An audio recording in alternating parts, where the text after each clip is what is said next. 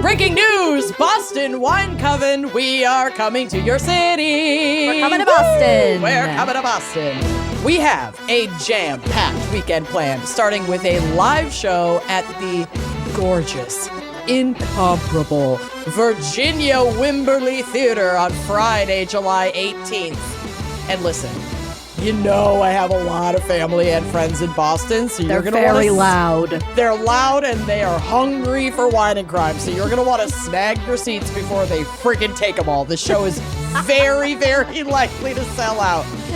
VIP ticket holders get preferred seating, a signed Gals poster, and access to the post-show Q&A. And if you are an Uncorked subscriber, keep an eye on your email because we're going to be sending you an exclusive pre-sale link to get the best spots first. So snag your tickets either through that pre-sale link as an Uncorked subscriber or head to our website, wineandcrimepodcast.com. But wait, there's more. There's so much more. So much more. We are so thrilled to be attending the True Crime Podcast Festival in Boston on July 18th through 20th, 2025. This is the only festival that brings together true crime creators, experts, and advocates to promote compassion, empathy, and respect in the stories we tell and consume. Hear, hear. It's very important. We're having the conversations that need to be had. Listen, I'm doing a panel on Luigi Mangione and the media, so you're not going to want to miss it. No. It's going to be buck. This immersive weekend is packed with live podcasts, panel discussions, the Luigi Mangione thing with Amanda, meet and greets with some of the most talented creators and fierce advocates in the true crime space. I am so thrilled. We were at this festival last year in Denver. Mm-hmm. So many great people. Oh my God. It was honestly unbelievable and so intimate an experience. Like, we are just sitting in a room with all of y'all, like talking face to face and really breaking down these cases. It's really incredible. Plus, if you go VIP, you'll get exclusive access to private meet and greets and a catered social where you can just mingle with your favorite creators. It's so fun. Tickets are selling fast and hotel rooms are booked up quickly, so do not wait on this. Use our exclusive code COVEN for 20% off and grab your spot now at truecrimepodcastfestival.com. We'll see you in Boston. See you in Boston. Wine and Crime contains graphic and explicit content which may not be suitable for some listeners. Listener discretion is advised.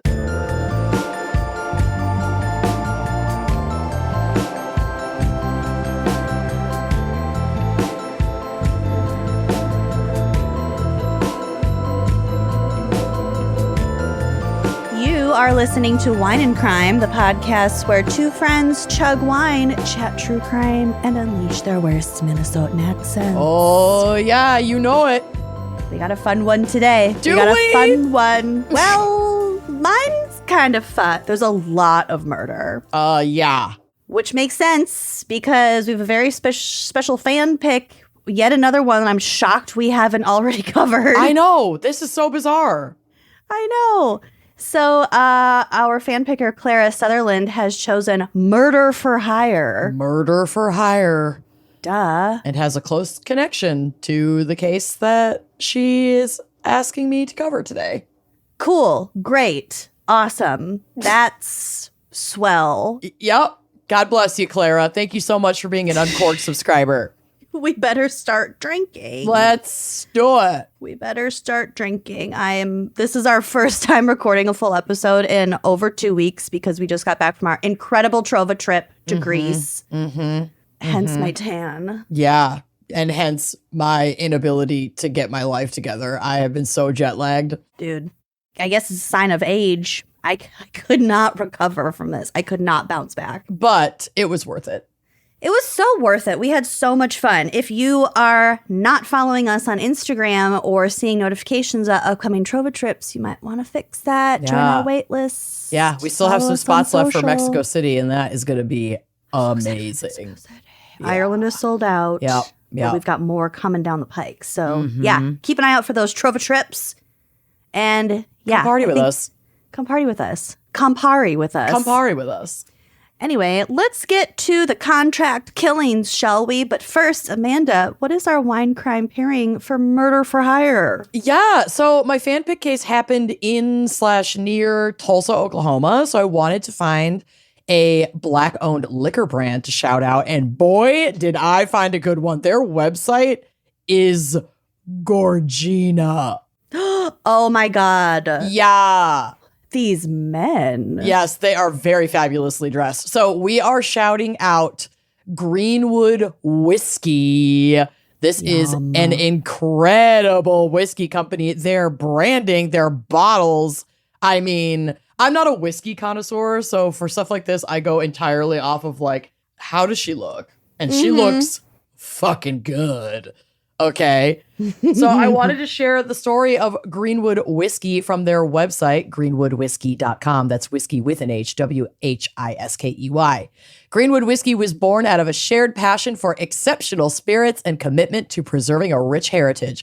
Founded by a group of friends in 2018, the brand draws inspiration from the historic Greenwood district of Tulsa, Oklahoma, also known as Black Wall Street.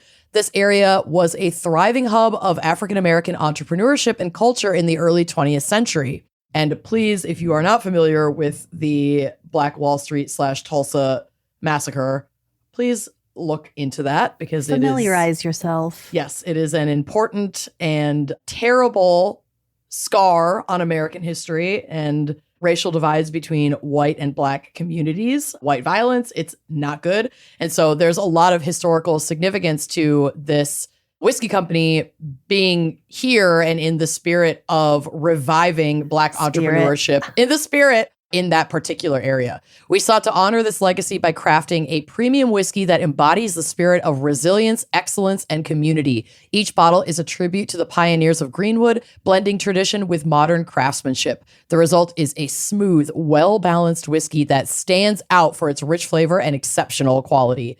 Greenwood Whiskey is more than just a drink. It's a celebration of history, a testament to perseverance, and a nod to the trailblazers who paved the way. Whether enjoyed neat on the rocks or in your favorite cocktail, Greenwood Whiskey promises an experience that is as memorable as the story behind it. Join us in raising a glass to honor the past and toast to the future. They also believe in paying it forward in an effort to give back to the community. We're committed to supporting initiatives that promote economic empowerment, entrepreneurship, and education. I love a business that gives back to the community like that. Yes. I love that. So they have a bunch of different whiskeys, but then they also have whiskey cocktails, and they have them beautifully photographed under the cocktail tab on their website with like extensive recipes. So if you are maybe not like neat or just on the rocks whiskey drinker, but you really want to try, you know, a little whiskey cocktail, grab some Greenwood whiskey, and I think this would be delicious. I've had some really, really nice whiskey cocktails, especially in like whiskey country, like Kentucky. Yeah, it can. I'm not a whiskey neat gal either, but it can be dressed up, sweetened up, fruited up a little bit. So it's a little bit more gentle on the palate. This one in particular jumped out to me. It's called the Southern Girl.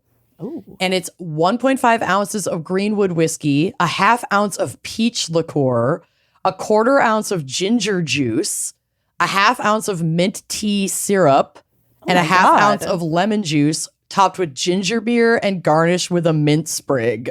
Okay. Yeah. So they instruct you to build all ingredients except the ginger beer into a shaker tin. You add your ice, you shake it, strain it, and pour into a rocks glass filled with ice. And then you top it with the ginger beer and put the mint sprig on it.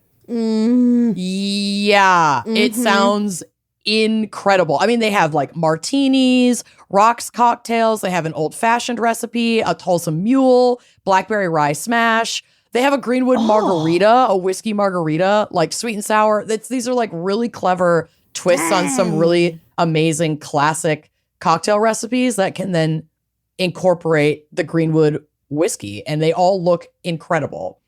They got something for everyone. Yeah. And you can also go to their Buy Greenwood tab and see if you can locate their merchandise and their products at a store near you. And then I do believe, I'm going to test this, but I do believe they ship to some states. Okay. Oh, they have really cute merch too. Yeah, I saw their cute merch. merch. Greenwood apparel. Oh yeah, these are nice. I am a fan. Yeah, it asks for your shipping information. So as long as your state allows you to receive alcohol, you can order this online and get it shipped to you. So check them out at greenwoodwhiskey.com. That's GreenwoodWhiskey.com. And, please get a bottle of this and Load up that make cart. one of these amazing cocktails. I want that Southern Girl bad. I want the blackberry one. It does look the smash. Mm-hmm. Looks good. I know. Am I going to become a whiskey cocktail person this summer? Maybe. Maybe.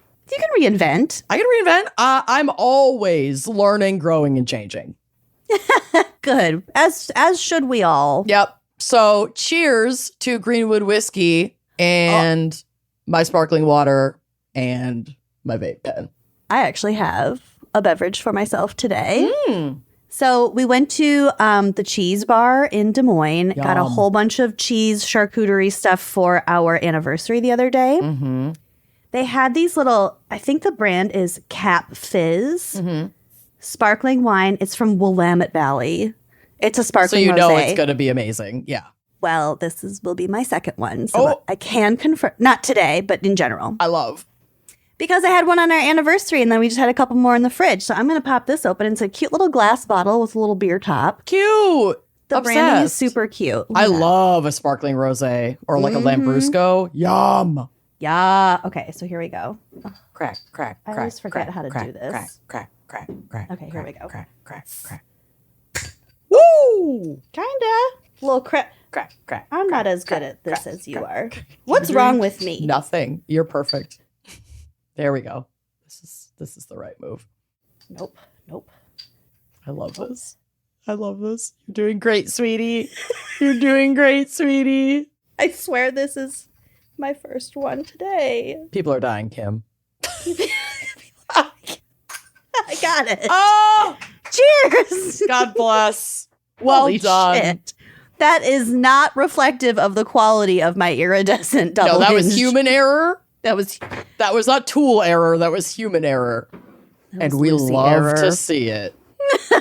We Okay. love to see it. God bless. Cheers to you. cheers. All right, let's take a quick break so that Lucy can dress her wounds from that Get my opening. groove back. Yeah, get her groove back. And then we'll dive into Murder for Hire. God, this is so good. I think it can be hard for us to really understand or wrap our heads around how, each individual family unit can raise their children to have financial literacy and learn about money and spending and saving. And I certainly had some guidance in that regard, but not a lot of hands-on practical skill building that I really wish that I had had in my youth. Mm-hmm.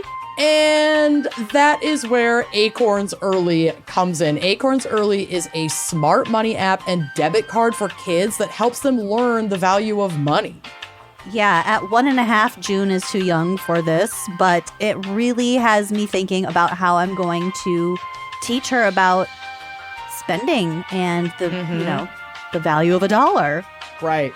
Acorns Early's chores tracker helps kids learn the value of a dollar. So you just set up the chores in the app, you say how much each chore is worth, and then you can just simply tick it off when it's done. Acorns Early lets parents pay allowances automatically, so you don't have to be oh, I don't have a $5 bill in my wallet, because who in has the cash couch anymore? cushions looking for quarters. Exactly. You can just automatically send a weekly allowance to your kids' account with just a couple of taps in the app. Kids can spend what they earn with their very own debit card. They're going to love this new sense of independence, and they get to choose from over 35 customizable card designs. That's honestly the best part. That's so cute for Junie's first purse. Yeah. Little kitty debit card or something. I can't. Get her first little wallet. I'm so excited. And they also have simple parental controls to just give you a little bit extra peace of mind. You can get real-time notifications when your kid spends any money. You can set their spending limits, and you can instantly block lost or stolen cards. So you're going to teach them good habits. You're going to teach them financial literacy in a safe and transparent way. Head to acornsearly.com or download the Acorns Early app to help your kids grow their money skills today. Acorns Early Card is issued by Community Federal Savings Bank, member FDIC, pursuant to license by MasterCard International. T&Cs apply. Monthly subscription fees starting from $5 per month unless canceled. It's getting hot out there, people. The Midwest was issued like a blanket heat advisory today. And when I can't find anything comfortable to wear when it's this hot, I feel that familiar urge to refresh my entire closet. But that can be expensive. And I also tend to waste money on things I'll only wear once or just for one season. So I gotta be careful. And Quince helps me be more careful. Their clothes are timeless, they're lightweight, and they're far more elevated than anything else at these price points. It feels like my wardrobe matches my standards, my very high adult mature standards. Yes. I mean, Quince will definitely heighten your maturity and your adult standards. I also have to mention, like, it's wedding season, y'all.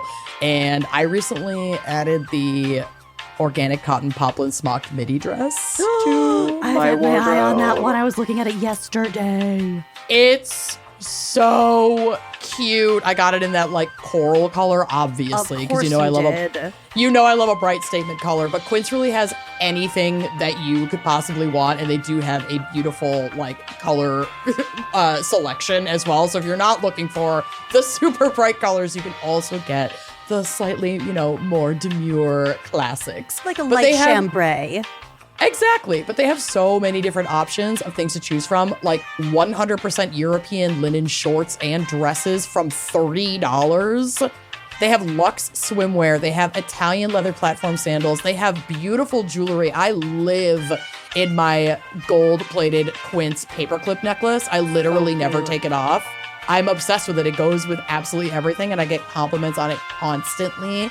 And the best part is that everything with Quince is half the cost of similar brands. So by working directly with top artisans and cutting out the middlemen, Quince gives you luxury without the markup. And Quince only works with factories that use safe, ethical, and responsible manufacturing practices and premium fabrics and finishes. I mean, these items hold up so well. They travel well, they wash well, and they're not going out of style anytime soon.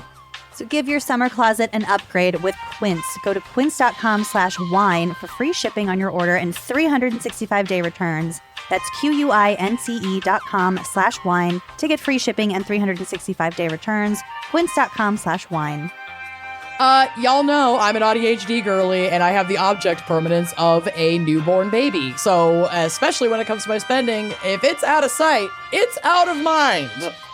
It's not great. That daily matcha habit, the streaming subscriptions that I wanted for that one show that I needed to binge, so I got the free trial and then I never got rid of it. When I had like 15 different magazine subscriptions when I moved and then I just totally left them still going and I never used them. Y'all, I'm telling you, it's been a wild time. All this stuff adds up so fast without, I mean, I can't speak for everyone, but certainly me, even really noticing until it's like, oh God, what have I done?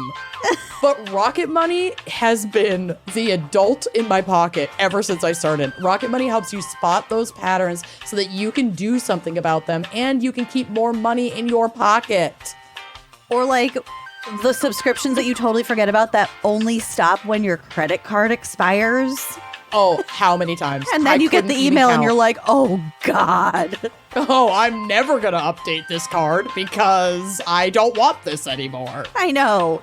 So Rocket Money has been a literal godsend. Obvious. Clearly, we are not good at handling this on our own. We need her. Rocket Money is a personal finance app that helps find and cancel your unwanted subscriptions, monitors your spending, and helps lower your bills so you can grow your savings. Their dashboard is so easy to navigate. You can see all of your subscriptions in one place, and you can know exactly where your money is going. They've got a budget feature, with custom categories to just help you keep your spending on track. If you see you're spending a little too much on the food delivery, maybe spend a little more at the grocery store. You know what I mean? Rocket Money will even try to negotiate lower bills for you. They automatically scan your bills to find opportunities to save, and then you can ask them to negotiate for you. I've noticed this is especially helpful with like insurance fluctuations. Yeah, bills increase and they like don't tell you, but Rocket Money tells you. It's amazing. They will deal with customer service on your behalf, so you don't have to. You'll also get an email if there's unusual spending activity, or if you did set up that budget feature if you're like close to going over it. Truly the adult in the room. Rocket Money has over 5 million users and has saved a total of $500 million in canceled subscriptions, saving members up to $740 a year when they use all of the app's premium features. That's a weekend away, babe. Like, what are we doing? Cancel your unwanted subscriptions and reach your financial goals faster with Rocket Money. Download the Rocket Money app and enter our show name, Wine and Crime, in the survey so they'll know we sent you. Don't wait. Download the Rocket Money app today and tell them you heard about them from our show. All right, Lucy, what do you have in store for us today and for our beloved fan picker for Murder for Hire? Well, there was quite a lot. So we're always talking about hitmen today. And of course, hit people. Hitman, hit ladies. Hit folks. Hit folks. Punch Nazis, hit folks. Yep. A hitman, a hit person, is someone who is paid to kill someone. They're a hired assassin. A fixer, if you will. Either party could be an individual, a group, or an organization.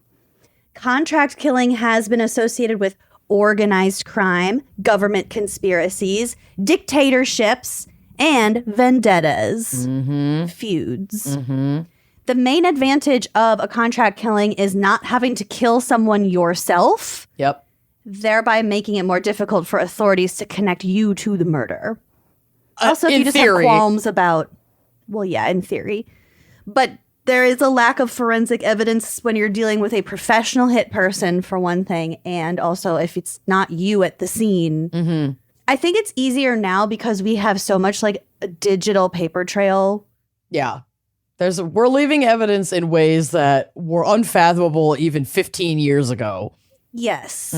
So it's probably harder to get away with it now, but certainly not impossible. Contract killers may exhibit serial killer traits such as killing in a serial manner, but are generally not classified as such because of third-party killing objectives and detached financial and emotional incentives. Yeah, there's like not the same direct motive. It's primarily financially motivated crime. What's that? Oh, the movie The Professional with Leon, the hitman, and then I think it's Tiny Natalie Portman. God, that's a good fucking movie. There was a time when that movie was on like every other day on like TNT. Yeah. So for obvious reasons, it's hard to pin down a lot of solid data on contract killings, but here is a little bit that I dug up from a little-known website called Wikipedia. Okay. Contract killings. The dark web. Is not the first search result on Google or anything. Wikipedia is the dark web. Wikipedia. Contract killings generally make up a small percentage of overall murders. For example, they accounted for about 6% of all murders in Scotland between 1993 and 2002. Wow, that's a lot. 6%. And Scotland is not like a massive population. So that's like a pretty profound statistic. Yeah. All right, Scotland. It was kind of impressive. Yeah. A study by the Australian Institute of Criminology of 162 contract murders and attempted contract murders that happened in Australia between 1989 and 2002 indicated that the most common reason for murder for hire like plots was insurance policy payouts. Totally. Totally. The study also found that payments varied from about $5,000, cheap, to $30,000, still kind of cheap, per killing. So the average was about 15 grand. Would you kill someone for $15,000? Absolutely not. Oh. I genuinely don't think that I could kill someone for money. I think I could kill someone in an emotionally motivated, like personal. Like if they killed Beans in front of you. Sure. I'm not saying that I could never be compelled to kill someone because I'm certain I'm human. I absolutely could. I think anyone could be. But I just don't see myself, having the executive function to carry out such a task through somebody else because it's a lot of details if you want to get away with it. Mm-hmm. And B, the attention span to manage all of those details, let alone the executive function. I'm gonna get distracted. So it's your ADHD is your main. My main one. And I'm broke. To accept the money, I guess.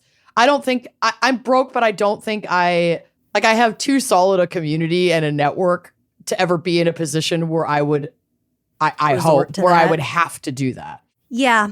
Yeah. I don't mean this in any way to offend you, but I don't think you'd get away with it. There's no way.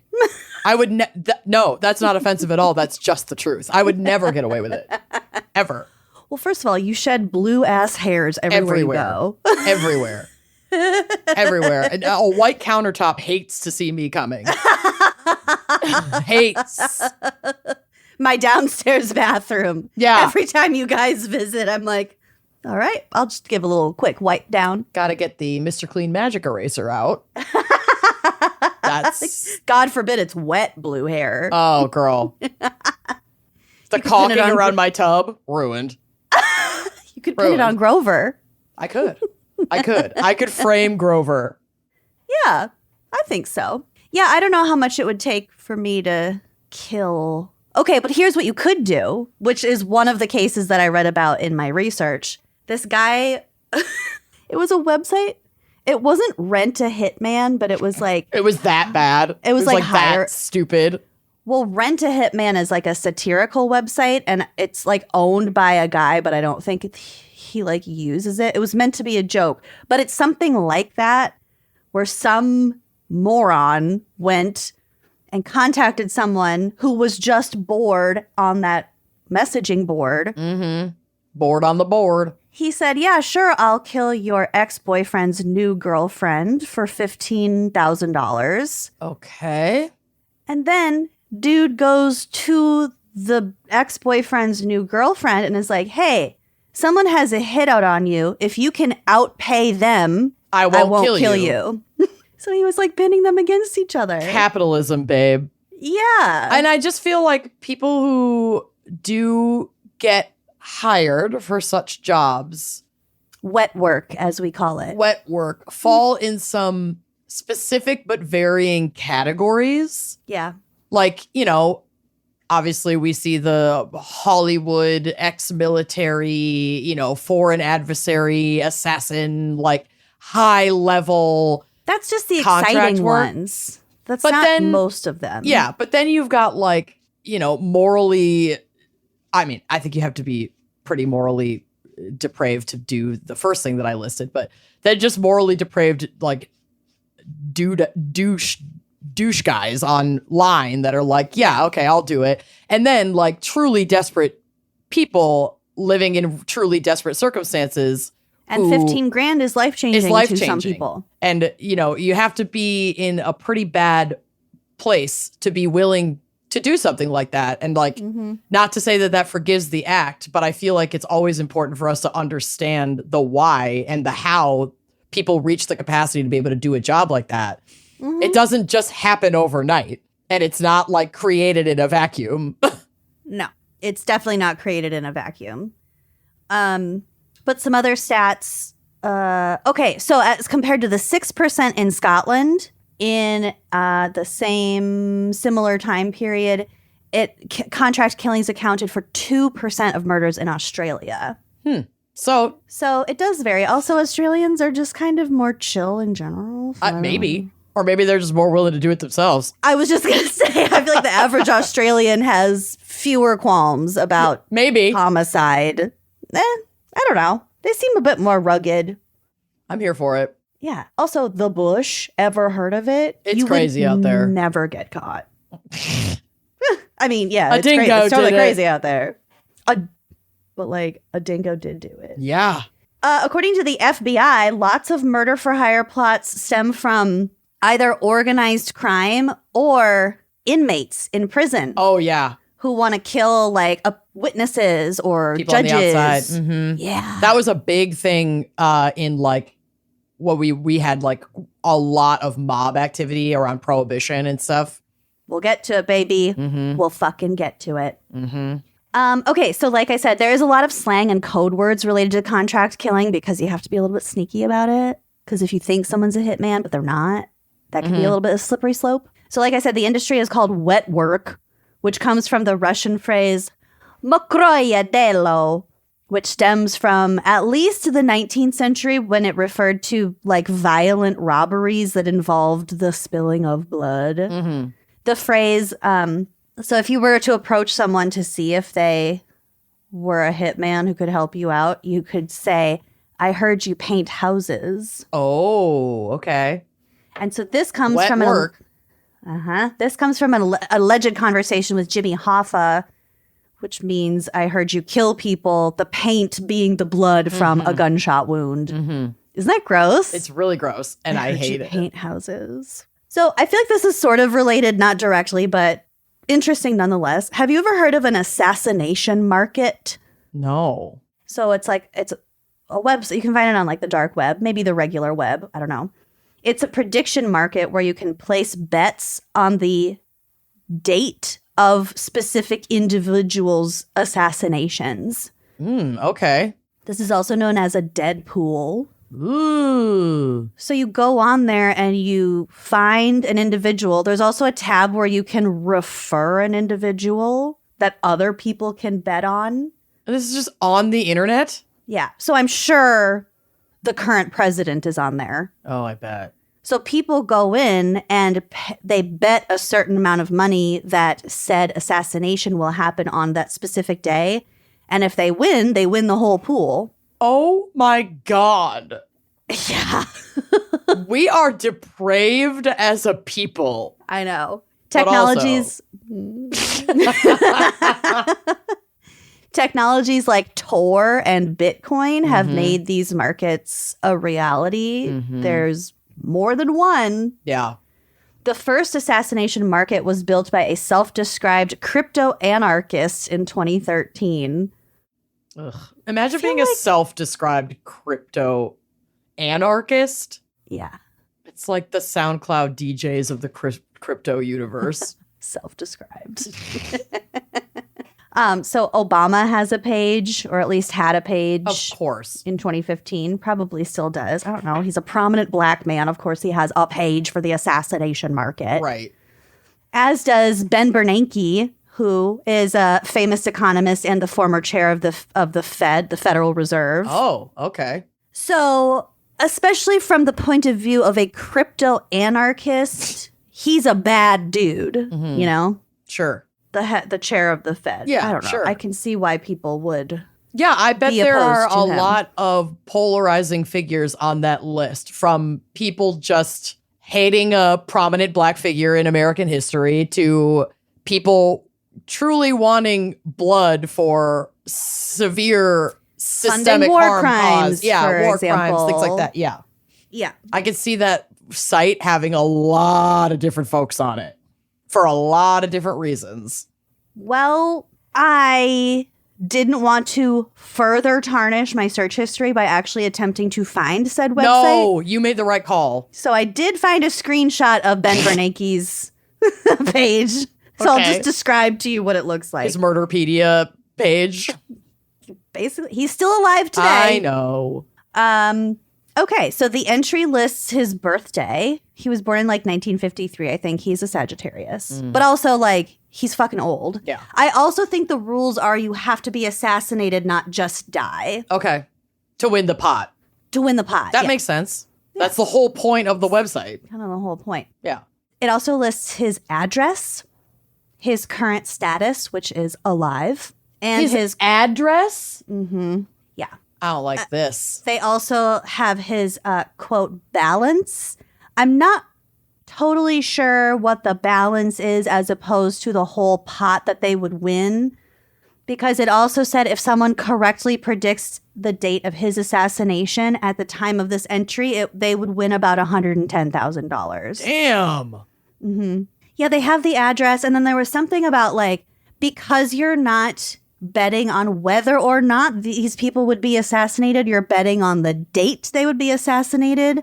That kind of further shields you from any potential criminal culpability. And this is just on the regular internet. This isn't like a dark web website. I don't know. I didn't try to look for it. Okay, fair. I'm sure if one were to Google assassination market, do it.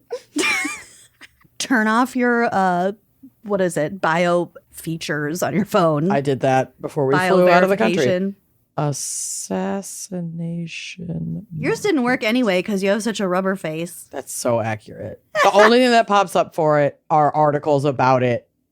And like you, I'm not going to go deeper. That it's probably on the dark web. Mm-hmm. Well, isn't Tor the dark web a way to access the dark web? I think it is. So everything's encrypted. Like it's all supposed to be. It's as anonymous as a self-described crypto anarchist Right. would have made it. What even fucking is that? I don't know, man. I don't know. There's also a TV show that is on Investigation Discovery called Nothing Personal. Isn't that creepy? We have gone too fucking far with It the true outlines- crime, the quippy true crime shit. That is Nothing diabolical. personal. Nothing I know. personal. I got chills when I read that. I So hate it. There's 2 seasons. It outlines different contract killing cases. So they have featured episodes about killings with a variety of motives, including business disputes, fraud, greed, love, and vengeance. Nothing personal. Fucking ick. Ugh. Okay, so I have a little bit of history for us. Hitmen have always been around. Sure. Always. Murder's always been around. And being a hit person is not a far cry from being a murderer. Julius Caesar was assassinated by hitmen, technically. Archduke Franz Ferdinand, assassin. Started World War I, subsequently World War II. There's a moth in here. A tiny little moth. Okay, it was really close to your camera. It looked like a bird. I ain't dealing with that. I ain't dealing with Send that. Bill down with the vacuum. No. It'll die eventually. That's what I always say. That's what I always say. Track the website.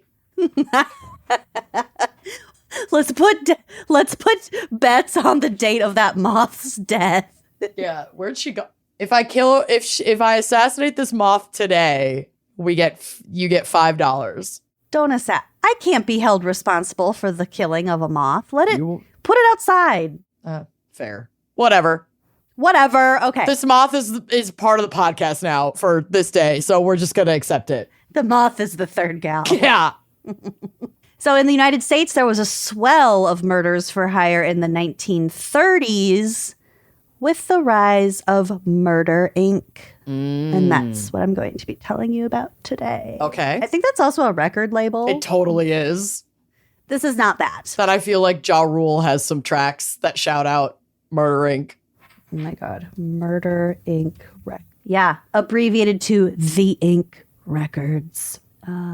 Irv Gotti and his brother Chris, Ashanti, and Ja Rule. Yep. I was going to say, I knew it. Nice. Okay. You'd think I would have Googled that sooner, and I didn't, and that's fine. So Murder, Inc. was an arm of the National Crime Syndicate. Capitalized. It was a real thing. Which was founded in, of course, Atlantic City in 1929 by leading underworld figures of the time, including Al Capone, Lucky Luciano, and Louis Lepke Buchalter. I don't know how to say his last name, but I will be referring to this man from here on out as Lepke. Okay. So the National Crime Syndicate started as a way for all of these different mob and gangster groups to come together to strategize and coordinate bootlegging, because it was a community. very profitable for all of these people. They were just like, enough of the infighting. We are not each other's enemies. The law is our collective enemy. So let's just kind of create this syndicate. So that's what happened. It started in 1929. Some sources said like 1934. So I think it took a few years to really get off the ground. The syndicate mostly consisted of and was led by the closely interconnected Italian-American mafia and the Jewish mob. Okay. Those were the two main group, but it also had at least 14 different organizations. So it also involved, to a lesser extent, other ethnic criminal organizations such as the Irish mob and different African-American crime groups. Okay. But they were all just like, working together. Team up. Yeah. We can all make more money if we're working together here. Everybody wants booze. Let's work together to get it to them. So the media dubbed their enforcement arm, meaning like the violent arm. The media dubbed it Murder Inc. And Murder Inc. carried out hundreds, if not thousands, of murders in the 1930s and 40s. Dang. So, like I said, members of Murder Inc. were primarily Italian and Jewish gangsters from the gangs of the Lower East Side and the Brooklyn neighborhoods of Brownsville, East New York, and Ocean Hill. They committed crimes in New York City, acting as enforcers for Lepke, and they accepted murder contracts from mob bosses all around the United States. Dang. Yeah, They're being sent out everywhere to kill people for money, like the Enterprise. It was nationwide. Yeah, and it's like these murders likely would have been carried out anyway by these mob factions with their own, their own hired hands or their own quote unquote strong arms. But then there was this opportunity to outsource it to this like professionally developed conglomerate, basically. And it kind of like industrialized contract killings. Yeah. It was. How odd. It's the Henry Ford of murder. Yeah, dang. Yeah. So Murder Inc. was based in Rosie Gold's candy store, a 24-hour candy store. Listen. I could think of worse things. I could absolutely think of worse. A 24-hour candy store for my high ass? Are you kidding me?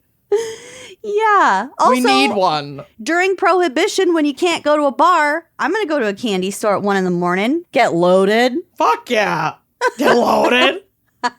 Werther's Originals just passed out with them stuffed to my face. Just wrappers. I love a Werther's. Sticky wrappers everywhere. Oh my God. Speaking of treats, I went to Trader Joe's for the first time in my life. You've never been to Trader Joe's? I have now. Yeah, buckle up. That frozen section is off the chain. Samosas? Yeah, babe. That's my dinner tonight. Those chicken samosas are so fucking good. I also got this dark chocolate pretzel sea salt bark. I got a whole bowl of it with potato chips right here, just waiting for your section so I can munch.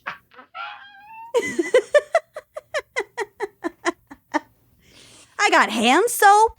Bitch, I might make a TJ's run after this.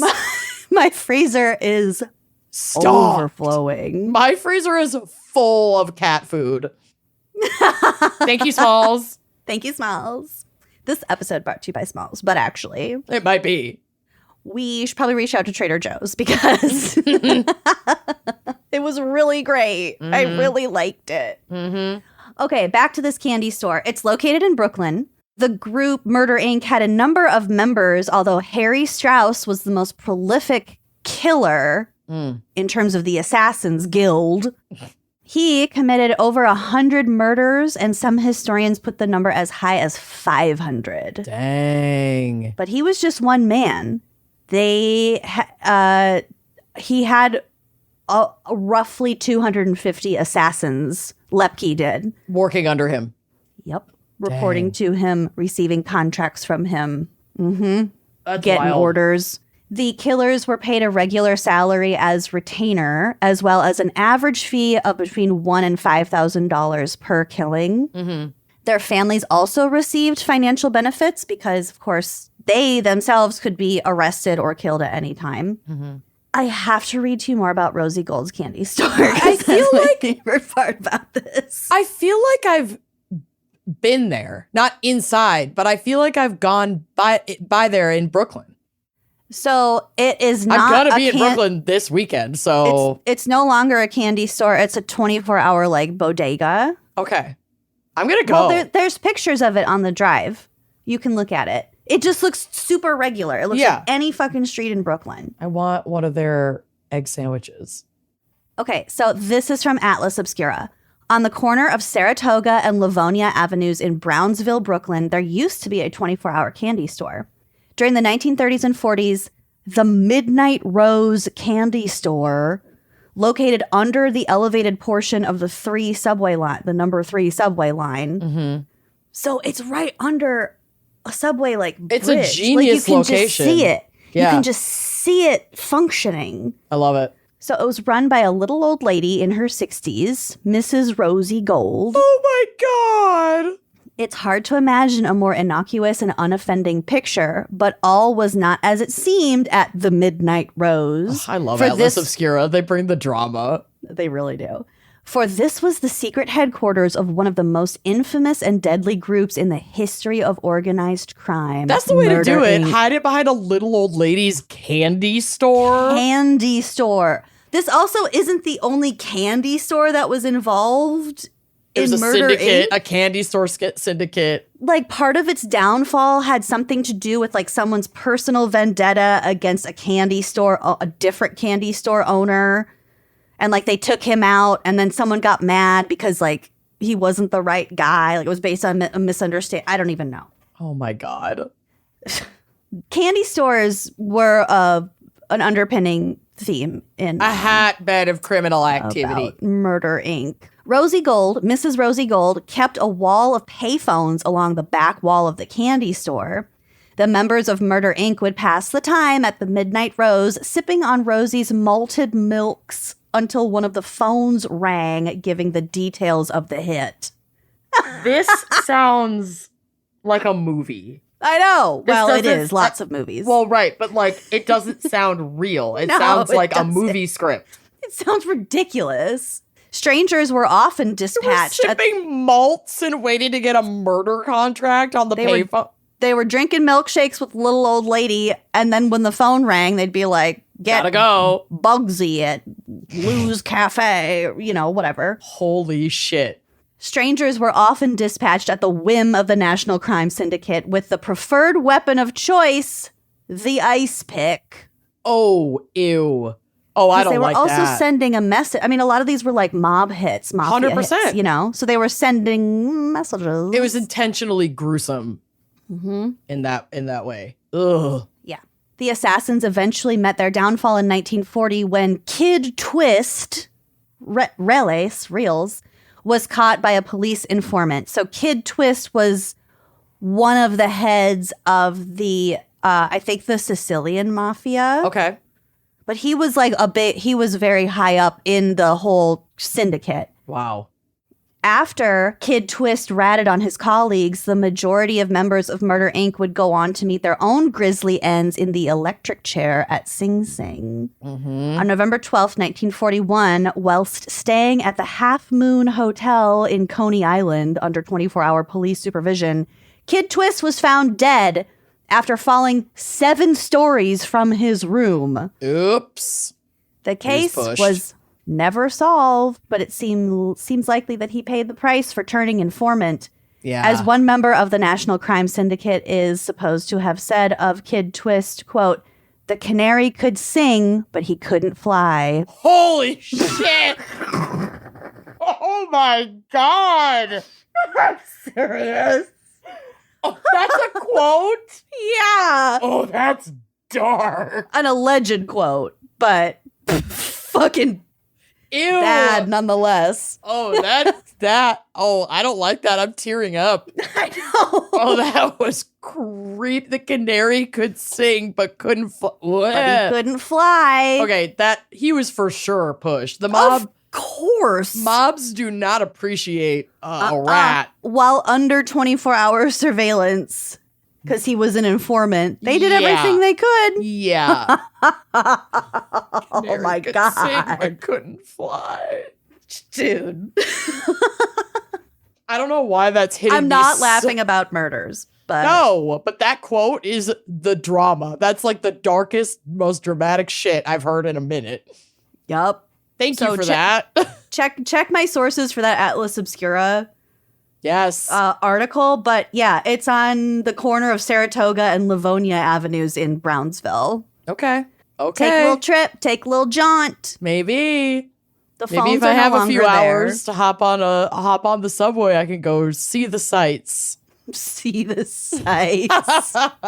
In like Leave a canary's wing. deep Brooklyn, there's no other reason for you to be there. Yeah, they would know immediately. I'm out there with my phone.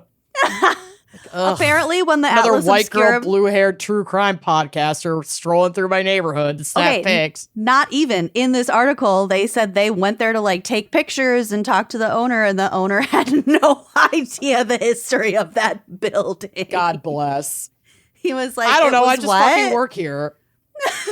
I don't know. It was a cheap property, so I bought it. Hundreds of murders were conducted out of this very small It's New storefront. York. It's New York. I know. Every building's got a history.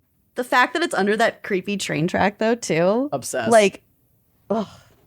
Okay. So, specifically about this Lepke guy, I just wanted to tell you a little bit about him because he definitely ran shit in Murder Inc., which again was just the enforcement arm of the National Crime Syndicate. The violent arm. So it was led in part / mostly by Louis Lepke Buchalter. Don't know how to say that. Okay, here's from History.com, another of my favorite sources. Lepke began his criminal career robbing push carts as a teenager.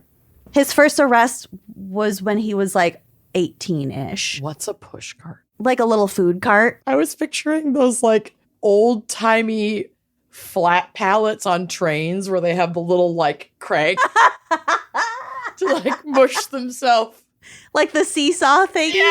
No. What no. a value could possibly be on that? What is he robbing? A push Gold nuggets? Gold nuggets, maybe. Hi, Maybe. Ray. Hi, Ray. So this was in about 1915-ish. So I think 2 they years were... before Helen was born. Helen would know. Too bad we can't tap her as a source anymore. I know. Get the Ouija board. Done. What is a push cart? Did you ever visit the candy store? But yeah, I think it's like a little food truck. Little food cart. Yeah. Or like, selling newspapers or whatever. Goods, wares. Okay, this is incredible. This is where he met Jacob Shapiro, whose nickname was Gura. Jacob Gura Shapiro, while trying to rob the same push cart. They were both trying to rob the same push cart. They had a meet cute at the push cart. They did. It reminded me of the Spider-Man meme. Hey, hey, hey, hey. Are you trying to rob this push cart? Me too, girl. Run away. What a Let's do coinky business dink. together. Well, the two quickly became a formidable team. With Shapiro's brute strength, the two established an extortion business. Jesus. Forcing pushcart owners to pay for protection. Okay, this is the kind of story that's why boomers are like, if you want a job, just walk in somewhere and give them your resume. It's like, it's not like meeting at the push cart anymore, okay, people? It's not how it works. Grow up. That is how I got my first job, because I got my first job from a boomer who respected my can-do attitude. Yeah, and that while was my in, mom like- waited in the parking I was lot going to say, because I that didn't was have a in like driver's license. 2003, so different time. Yeah, Yep. at most. I think Well, 2001. My mom waited in the parking lot because I couldn't I didn't have drive a driver's license. I was freshly 15. Holy shit. Shout out to the Pro-X at Oh, West that's Winds. right. You worked At there West for a Winds in while. Minnetonka. Like 2 years. Yeah. Which And then was I wrote an my manager- eternity in high school. Oh my God. I wrote my manager this huge manifesto about how I cannot work there anymore because I hate all of our customers. Oh, It good was for like you. a 3-page handwritten thing. Retail was And I never put it gonna in be an your thing. envelope in his office. And I was like, I quit. there's something for you to read. I didn't even say that. He like he skimmed it and was like, so you're putting in your 2 weeks? And I was like, That's all? yeah. Yeah. Okay. I thought I had to like submit a resignation letter. No. I didn't know. Also, I stop hope he giving kept it. businesses that don't give a fuck about you 2 weeks notice. If they could fire you without 2 weeks notice, then just fucking quit. Just quit. I liked that job. It was kind of That's fun. fine. If you actually like appreciate or like your boss, then okay, go ahead. But just don't tie yourself in knots over giving 2 weeks notice to a business that is just going to replace you in fucking 24 hours. Mm-mm. I think I worked with Blabby Bloyle's sister, Oh, maybe. Bridget. Mm-hmm. I think I worked with her. I worked with I love someone's it. older sister. Probably. Anyway, doesn't matter. Okay, so back to the extortion business of the pushcarts. Lepke and Shapiro then joined Jacob Little Augie Organ's Lower East Side gang. His biblical last name, his given last name is Organs. It's Orgen. Maybe it's Still. Origin. Organ. Little Augie. Little Augie Organ. Little Augie Organ. Little Lord Fauntleroy. Ugh. So they joined the Lower East Side gang and turned their attention to bigger game. Mm-hmm. One by one, Lepke and the gang terrorized the local garment workers unions because they're in the garment district. Mm-hmm. That will come back when you hear what eventually took him down. Which Oh, is God. So stupid. A giant belt. Possibly I don't know. a giant pelt. We'll get to it. I'm too jet lagged to be funny. He was killed by a giant belt in the garment district. I'm a comedian. He was killed by the electric chair. We'll get to it. Oops. So they took over control of the unions and forced kickback payments from both the members and the employers. So they were working both sides here. Yep. Soon they had taken over the entire New York garment industry, the whole fucking thing. Damn. In the 1920s, they added liquor bootlegging and gambling and later began importing heroin and other narcotics. So it Ruh-roh. escalated fairly quickly in the roaring 20s. Yeah.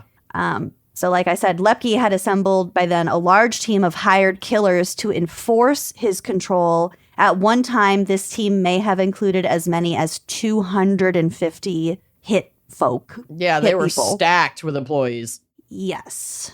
They had this arm of the syndicate was Powerful. heavy, Yeah. muscular. Lepke really got going once he started arranging contract killings for the Sicilian mob, the Cosa Nostra. Mm-hmm. We've definitely covered cases about the Cosa Nostra. Yes, they were very, very big, particularly during Prohibition. Prohibition. So then they get together with these other crime groups and form Murder, Inc. in Atlantic City. Lepke, at this point, has a ton of power because, again, he controls the hitmen. Right. So he kind of says who lives and who dies. So, for example, in 1935, his name is Dutch Schultz. Dutch Schultz. He was a very high up in one of the mob groups. He wanted to kill New York District Attorney Thomas Dewey, but Dewey was very popular, and Lepke feared that an assassination of someone at that level would bring even more intense scrutiny and pressure from law enforcement, who definitely knew about what was going on, but at least like half of them were paid off by Lepke anyway. So many cops were on the mob payroll. It was Just to look the other way, if not to have more of a direct hand in operations. Yeah. So basically, he was afraid of the press that it would get and that the cops would be backed into a position where they couldn't defend him anymore. Yep.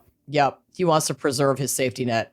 So rather than taking Dutch Schultz's orders to kill this attorney, instead he had Schultz killed. He was actually shot with two of his associates at the Palace Chop House in Newark, New Jersey. Oh my God. Lepke wanted to use his hitmen to generate as much money as possible, so they were authorized to kill anyone who was approved by the syndicate for any kind of profit. Damn. So it wasn't just mob related. It wasn't just any they kind were of just hired hitmen for anybody who would pay.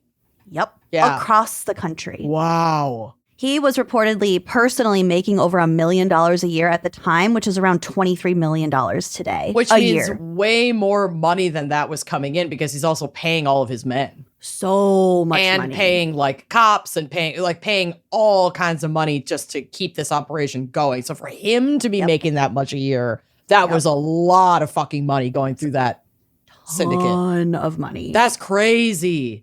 He also owned like a really posh, popular nightclub in Manhattan called the Rio Bamba. Okay, I That'd kind be of love fun. it. I know.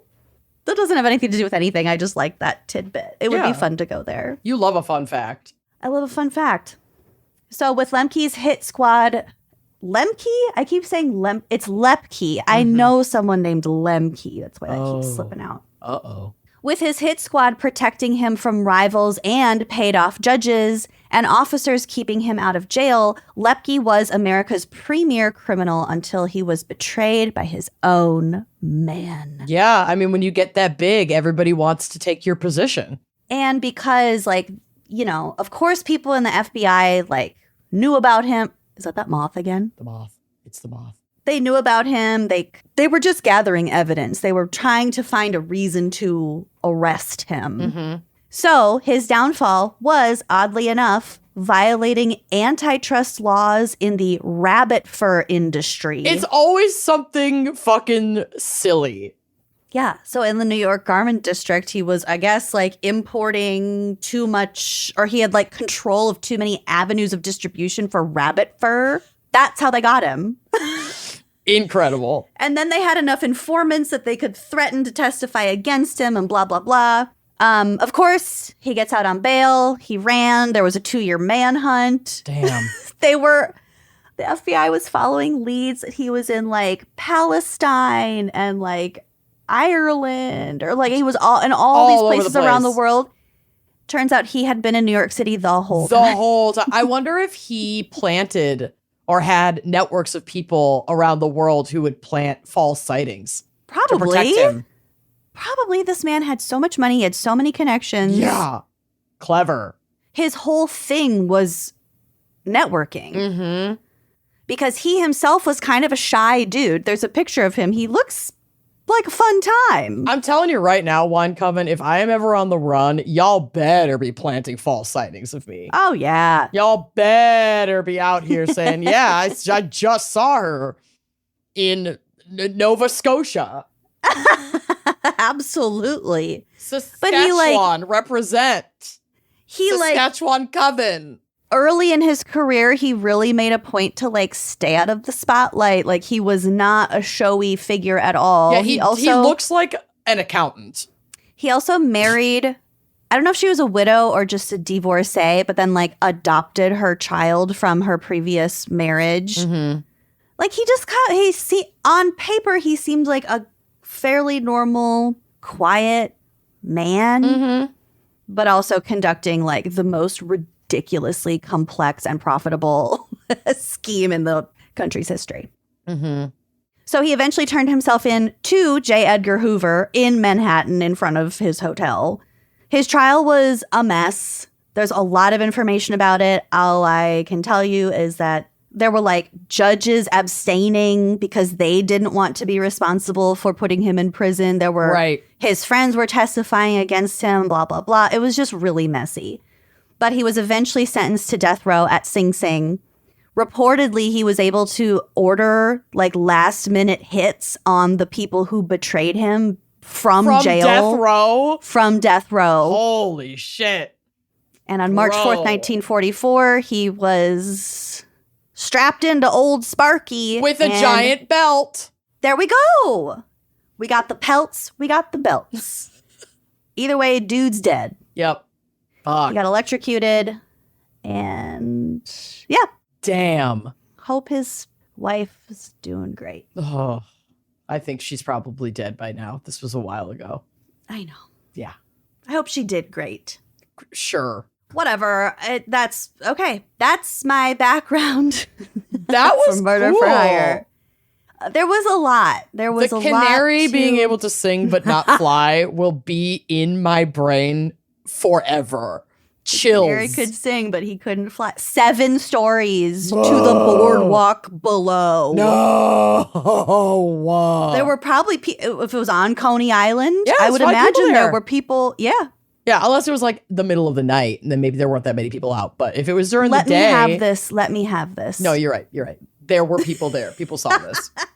Well, you know who was there? Somebody needs a Coney dog. His police presence, his 24-hour surveillance team. Mm-hmm. Get real. Makes you wonder if they let somebody in to finish the job. Oh, yeah. Just like go home to their families. The not crooked cops wanted him to testify because he was the canary. Sure. Damn. Anyway, yeah. Well, that was amazing. Well done. Thanks. Let's take a quick ads and mental health break before we get into my case for today. I think that's a great idea. Let's do it. Okay. You know I love the gross facts. I love them. Here's another one. Traditional bed sheets can harbor more bacteria than a toilet seat. You're sleeping on some really gross stuff that can lead to acne, allergies, stuffy noses, and it's just gross. It doesn't smell great. Miracle Made offers a whole line of self-cleaning antibacterial bedding, such as sheets, pillowcases, and comforters that prevent up to 99.7% of bacterial growth and require up to 3 times less laundry, which might be the best part. Yeah, who doesn't love less laundry? And how they do this is like women in STEM, let me tell you. These sheets are infused with silver that prevent up to 99.7% of bacterial growth, leaving them to stay cleaner and fresh 3 times longer than other sheets. So you're not going to have that like musty boys dormitory odor in your bed. I can't. So yeah, that silver though doesn't just stop with the antibacterial property, it also helps with temperature regulation. So these silver infused fabrics that were inspired by NASA, Miracle Made sheets are thermoregulating and designed to keep you at the perfect temperature all night long, no matter the weather or how your perimenopause symptoms might be presenting themselves that night. So you get better sleep at night. They're also designed for your skin. You gotta stop sleeping on bacteria. You're gonna get clogged pores. It can cause breakouts, acne, all like back, butt, legs. It can happen. You wanna sleep clean with Miracle. And Miracle sheets are luxuriously comfortable without the high price tag of other luxury brands. And frankly, they do feel as nice, if not nicer, than sheets used by some 5-star hotels. I love when these sheets come up in my laundry rotation. So do I. They're the best. Upgrade your sleep as the weather heats up. Go to trymiracle.com/gals to try Miracle Made sheets today. And whether you're buying them for yourself or as a gift for a loved one, if you order today, you can save over 40%. And if you use our promo code GALS at checkout, you'll get a free 3-piece towel set and save an extra 20%. Miracle is so confident in their product, it's backed with a 30-day money-back guarantee, so if you aren't 100% satisfied, you'll get a full refund. Upgrade your sleep with Miracle Made. Go to trymiracle.com/gals and use the code GALS to claim your free 3-piece towel set and save over 40%. Again, that's trymiracle.com/gals to treat yourself. Thank you, Miracle Made, for sponsoring this episode. If you, like us, are running a business, you know that every time you miss a call, you're potentially leaving money on the table.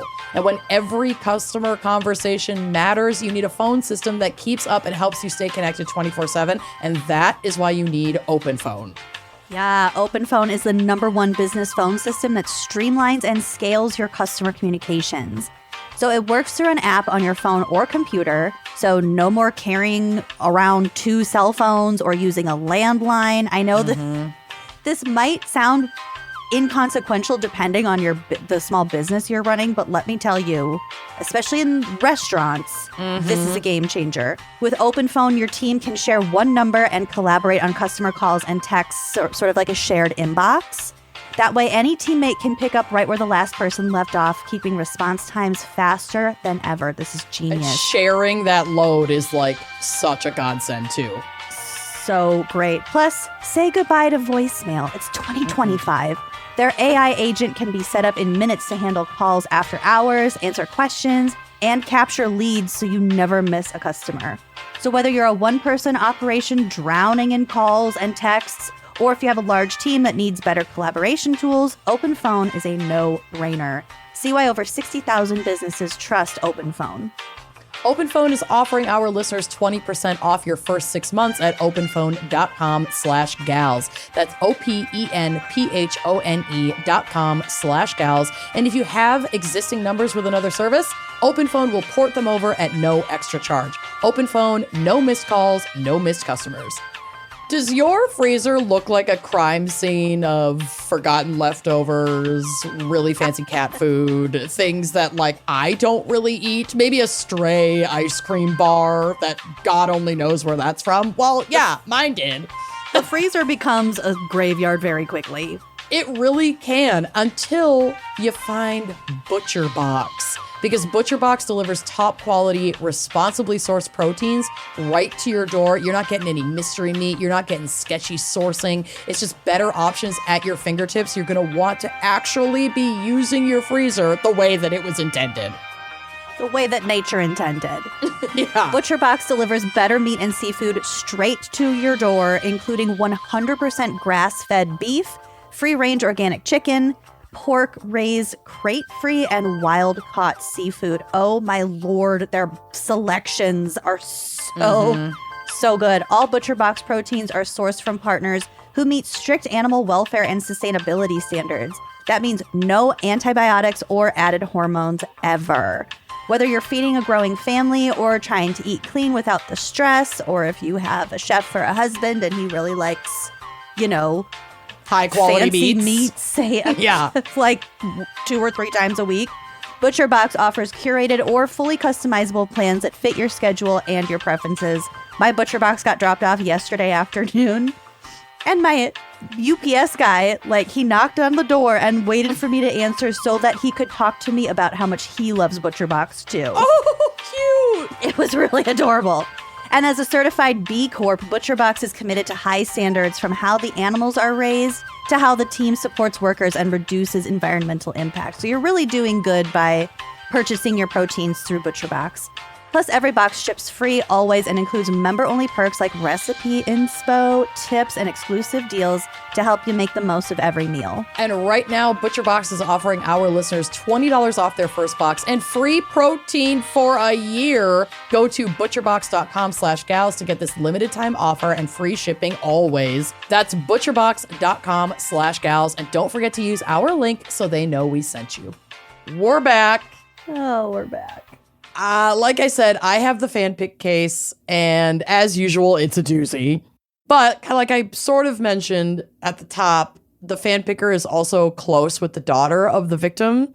So, as always, we handle these cases with as much care as possible. And I want to do this justice. A lot of lives were destroyed in this event and the after effects, and it's just an all around really devastating and tragic story. I'm going to stick with the facts and only impart my opinion most of the time. Here we go. On September 4th, 2008, it was an ordinary Thursday morning in Tulsa, Oklahoma, and it was shattered by an act of violence. Neil Sweeney, a prominent Tulsa businessman and former University of Tulsa football player, was fatally shot at his office. Sweeney, who was 63 years old at the time, was the president and chief operating officer of Retail Fuels Marketing, basically a petroleum company that provides gas to gas stations. Okay. So gas stations got to get their gas from somewhere, and he worked for a company that distributes the gas that goes to the gas stations. Okay. The incident occurred around 9:30 a.m. at his business, which was located at 3158 South 108th East Avenue. Witnesses told police that a man walked into the business and directly into an office area where he shot Sweeney in the head. The assailant acted as if he knew where he was going and did not threaten anyone else on site. That is so fucking creepy. Yeah, it was very clearly, I'm going for this person and this person only. Else, very in and intentional. Out. Jesus Christ. How robotic. I mean, I don't know. Well, of more course, we about don't know the demeanor or of the demeanor. But just of that assailant. on paper it's very unsettling. It's very unsettling. And yeah, if you even saw someone out of the corner of your eye, if you worked in the office, they know where they're going. Mm-hmm. You're not going to question it. Yeah. Initial descriptions from the Tulsa police portrayed the assailant as a black male in his late teens to early 20s with a slender build and no facial hair, about 5 feet 10 inches tall. And at the time of the shooting, he was in casual dress, sunglasses, hooded shirt pulled up over his head, jeans, and white athletic shoes. He fled in a vehicle that was described as a white van with no side molding or side doors. So very nondescript white van as the getaway car. God. The investigation quickly gained momentum, and basically the only way that I could really approach this case in a way that was clear and concise and made sense was to just do it as like a timeline. So Chronological. Yeah. So this is how things played out. So February 3rd, 2009, police recovered a van in the 3600 block of South Lakewood Avenue. So the killing happened on the morning of September 4th. September 4th. But the That van... much time went by before like any discovery was made about anything? That is correct. That's the shooting happened early September. The van was recovered in February. That's the 6 following months. February. Yeah. So they recover the van that matched the description of the getaway vehicle, and this van had been reported stolen in Muskogee, Oklahoma, which was about 50 miles from Tulsa, either on or right before the same day as Sweeney's murder. Damn. June. And it was just like abandoned somewhere? It just left on the street, I would imagine. It was just at the 3600 block of South Lakewood Avenue.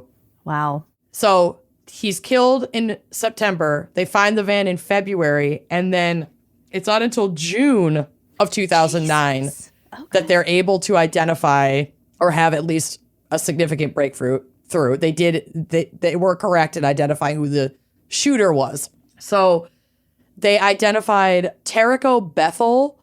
He was 23 years old at the time that he was apprehended, so he would have been 22 when the shooting happened. And he was accused of fatally shooting Neil Sweeney.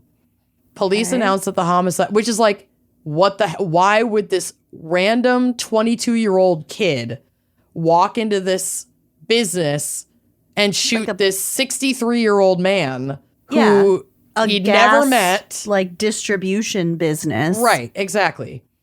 So he was accused of fatally shooting Neil Sweeney. Police announced that the homicide was confirmed to be a contract killing. So there's your fucking answer. I figured, given the topic. Bethel had already been jailed since February 27th, 2009 on unrelated complaints. And so there's some indication that he'd been in and out of jail for like some petty offenses, some drug-related offenses. Not violent. Not violent. And so I think that he was just never on their radar because it's like, he's just this random kid, you know? So him potentially being apprehended for other crimes after this happened, but them not having any connection to Sweeney's murder might have contributed to that gap in time between finding the van in February, which again was stolen. So if there was no evidence that he had stolen it, you know, then they're not immediately going to go to him. So I think there was a lot of ongoing investigation, and then things just, I don't have all the details of exactly what led them to him, but they did end up identifying him. I can see why things fell into place that way, but for his family, that would have been so incredibly frustrating. Oh, all of this is devastating. Someone goes into your dad's workplace, shoots him in the head, leaves, and then disappears nothing for 6 months. Yeah. Oof. Yeah. Disappears for months. And then you find out that they actually were apprehended for a different crime. Cool. A lot of this would be really hard to swallow. To grapple with. Yeah. I mean, this is an unimaginable situation. So February 10th, 2010, a man named Alan Shields, 33 years old at the time, was named as a person of interest in a court filing related to Sweeney's killing. Shields had been arrested in connection with a separate incident in February of 2010, where he allegedly broke into a Tulsa home with what police described as a, quote, murder kit, which we'll get to.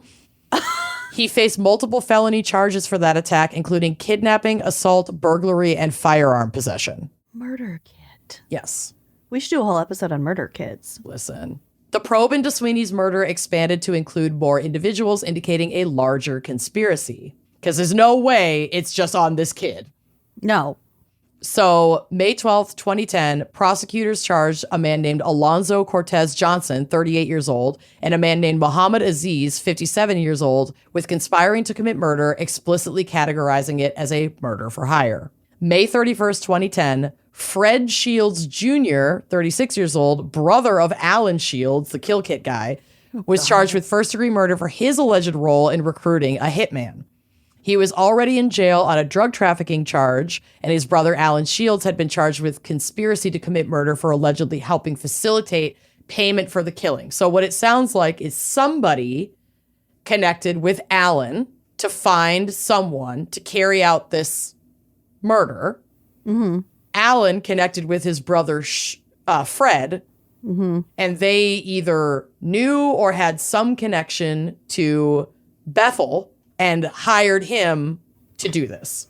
Well, it's hard to find a hitman. Mm-hmm. It is. Obviously, didn't work out for that one gal with the ex-boyfriend's girlfriend. Oh, we'll get to it. So, Okay. Now we have all of these alleged conspirators in custody, and things are getting real messy, and they get super fucking chaotic. June 22nd, 2010, Alan Shields, so the guy that we eventually confirm was essentially reached out to by the person at the top to find someone to carry all of this out. Okay. He was released after being apprehended and charged on a substantial $1.125 million bond with the condition that he be fitted with an electronic monitor. But he did return to jail in October of 2010 on six drug-related felony accounts. So he was still kind of in and out of jail while he was out on bond. So he was doing all sorts of stuff. Yes. So he goes back to jail in October, but he is released again. Okay. October 29th, 2010, Alan Shields enters into a plea negotiation that would grant him 10 years of probation and have him avoid prison time. This deal covered the conspiracy charge related to Sweeney's murder, as well as those drug charges, the felony drug charges, and assault charges that were, I believe, are connected with a portion of the story that we're going to get to. Okay. So the district attorney, Tim Harris, stated that this, quote, difficult negotiated deal required Shields to, quote, tell the truth at any trial or court proceeding where he is required to testify. So it's my understanding that he must have had significant information about the murder for hire conspiracy that would be very, very valuable at trial to come to this plea deal because, you know, he's already involved in a violent crime, and then he's released on bond, and he's under essentially house arrest, and then he's apprehended again for drug-related charges. Unless he had some really important information, I don't feel like they would have released him again and offered him this plea. D.A. Harris had called it an, quote, extraordinary case that called for an extraordinary decision. Now, fast forward to, that was October. He's in, he's out, snip, snap, snip, snap. Now it's April 5th, 2011. And just to back up, Alan Shields is the guy who ordered the hit, and his brother... Alan Shields was recruited to find a hitman, and then worked with his brother. Nope, I haven't revealed who ordered it yet. Alan Shields was essentially hired by or consulted by an individual. Okay. To carry out the hit. I thought we knew who ordered the hit. I mean, I do, but I haven't revealed that yet. Well, then we don't. Alan allegedly worked with his brother, Fred, and to secure the hitman. They secured the hitman in young Bethel. Okay, got it. And so Alan has been in and out of, that's been confirmed. The police know this. Alan is in and out of jail, but he's conditionally released because he's going to testify. Because he's going to sing. Yep, in all of this pending trial. Is his brother currently in custody too, or his brother was just sort of tangentially involved? He ends up being charged. I don't know if they were in custody, if he was in custody at the same time. Okay. But we'll get to his charges. He's not really super relevant to the case outside of his assistance in hiring the gunman, basically. Got it. Okay.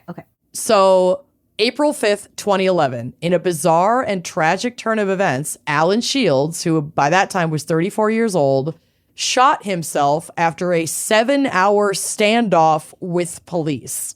my God. While he's out on bail for Yep. these two different things.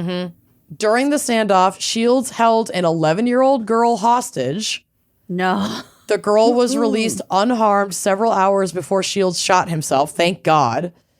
Police stated that this was, quote, not the first time Shields had taken this particular 11-year-old girl hostage. He had also held her mother hostage in a previous incident. In that earlier incident, police found what they described as a homicide kit, a kill kit. So that's what Another the kill kit. No, that's the same one that they were referring to earlier. Oh, okay. Oh, The sources I found for this case did not give me details on what was specifically in that kit to determine that it was a homicide kit, but I can't imagine it was good. Duct tape, knife. Could have been anything.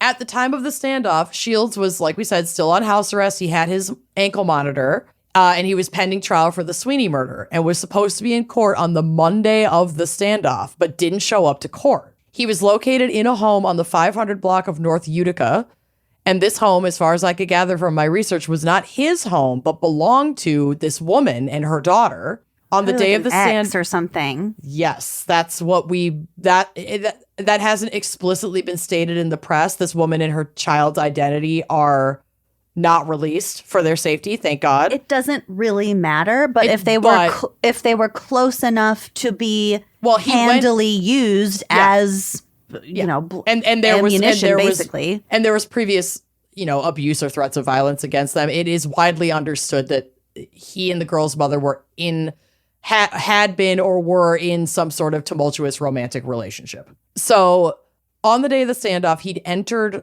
their home when the unnamed mother and child were not present, and they returned home while he was there, and she tried to flee with her child, but he wouldn't release her child. So God. She ran and called the police.